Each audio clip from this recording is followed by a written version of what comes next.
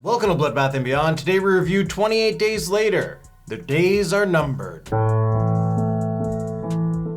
Directed by Danny Boyle, starring Cillian Murphy, Naomie Harris, Brendan Gleeson, and Megan Burns. This movie's about Jim, a man who's woken up from a coma 4 weeks after an evacuation due to a deadly virus. So now he has to figure out what happened and how he can survive the zombie apocalypse. This is a Bloodbath Baller Club recommendation from Lisa Goldman. She's been watching us for what seems like forever, and she's recommended a movie that I haven't seen in forever. Like, I probably haven't seen 28 Days Later since it came out. I remember 28 Weeks Later much more vividly than this one. When we were watching this, I'm just like, I don't remember this film at all. I'm really mistaking this with 28 Weeks Later. So thank you for the recommendation and the ongoing support. Truly appreciate it. Now, what do we like? I like the cinematography of this film. I think Danny Boyle does a fantastic job showcasing this world with no one in it. It's a lot of wide shots and long takes, showing vast empty areas, which makes you feel alone. Yeah, and can you imagine waking up and just nothing? I guess I'll grab a few Pepsis and be on my way. It would be terrifying, and the use of space, you feel so isolated and alone, and it's great. Even when Jim, our main character, meets up with Selena, they're having a conversation. Like, it goes from Jim to her talking, but the camera does like this slow pan over to her, which just emphasizes how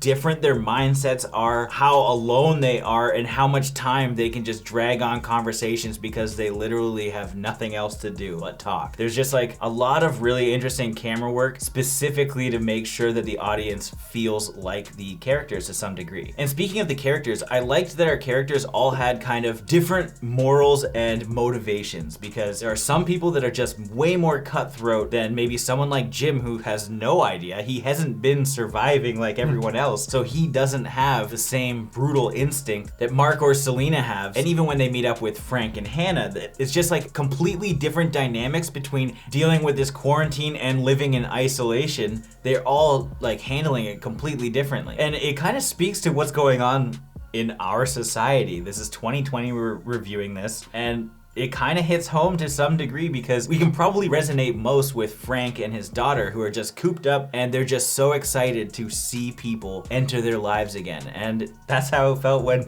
John came back from lockdown. But it seems like we're going back into lockdown, so I'm getting terrified a little bit. And maybe I need to put up some Christmas lights and just hope for the best. Like, please, somebody come visit me. But don't bring any rabid fucking zombies, please. Which brings me to these zombies in this film, because they are of the rabbit type. They're not the undead. It's just people who are infected through blood and saliva and just become enraged. And I liked that right off the bat, you know what you're getting into. They explain what the cause is. There's no mystery behind, oh, why are all the people turned? What's happening here? It's literally they tested on monkeys in a lab, and these activists go to let them out, and, well, probably wasn't the best idea. Yeah, that doctor was like, please don't do this. You're gonna ruin it for everyone. The animals are contagious. The infection is in their blood and saliva.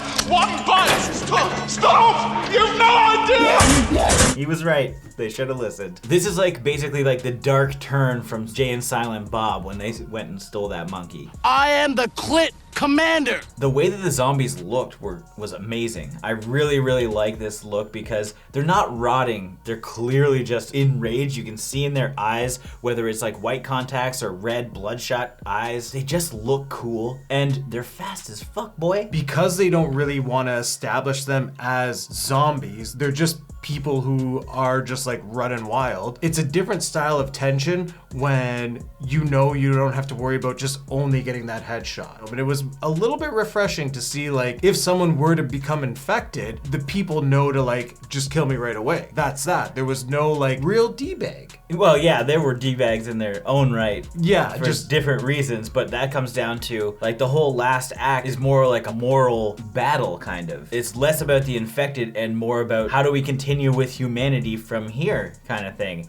And it brings up some interesting points. Obviously, the approach was a terrible idea, dancing around this topic, but basically these guys wanted to procreate with women that did not want to procreate, and one was a child. also. Like, there's other things you need to be thinking about at the moment, especially the immediate danger. And that's where like Danny Boyle presents this film as more of a social piece versus like your typical zombie trope movie. So when you look deeper into the story, especially with Jim's character, how by the end he almost resembles what caused all of this by using his rage for what could be good or bad. Now, what didn't we like? I wasn't a fan of the pacing. I knew this was going to be a slow burn. I was fully prepared. Revisiting it, I forgot that this is like watching two movies, because we have our first arc, which features Jim and the gang, and then our second arc features Jim and the gang with an army. It's like two different stories. Like you could watch 45 minutes to an hour of this film, and if they ended it right before they get to the camp, you're like,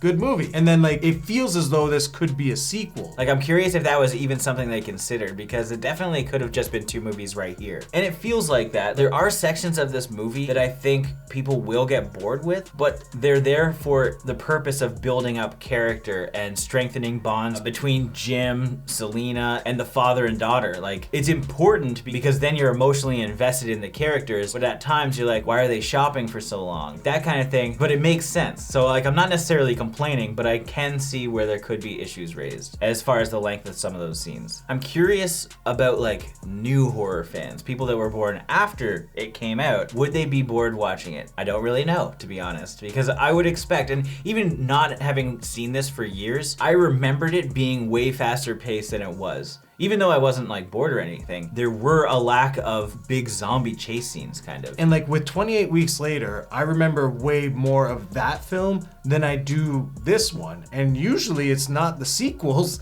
that you remember everything. Nothing really memorable is in this film. Yeah, there's like the one shot with the crow, I think is the most memorable for me. But aside from that, there's nothing I'll probably like say, hey, that was a great scene. It's not to say it's a bad movie though, that's what's weird. It's like, there's not a lot of memorable things, but it definitely like did what it set out to do. So I don't know. Now it's time for our final thoughts and ratings. Having watched a lot of zombie movies that just play on old tropes, this was a refreshing watch for sure. I really appreciated the dynamic between all of the characters, how they all had different morals, and I enjoyed learning more about each character as we went through the movie, and feeling terrible when somebody becomes infected. I really liked how the zombies looked. They're great, they're terrifying. The cinematography was well done. It really made you feel alone, and just the whole idea was pretty good. I do think that some people will find it a little bit too slow, and I personally did at points, but I understood why they were taking their time. But at the end of the day, it's still a fantastic movie, and I would recommend it, so I'm gonna give this 4 supermarket sweeps out of 5. 28 Days Later is an interesting film because it's a style that focuses more on character development and slowing itself down. It does a beautiful job creating tension with its cinematography by making you feel alone. But at the same time, because of that pacing, it presents itself in 2 different stories. We have a clear-cut beginning and end right in the middle, and it sucks because you get invested in one set of characters, and then halfway through the film, you're presented with a whole new situation that you feel as though you're starting over. But I did like our characters and how they developed, and they did a good job overcoming all of their obstacles. It's definitely a different take than what you would be used to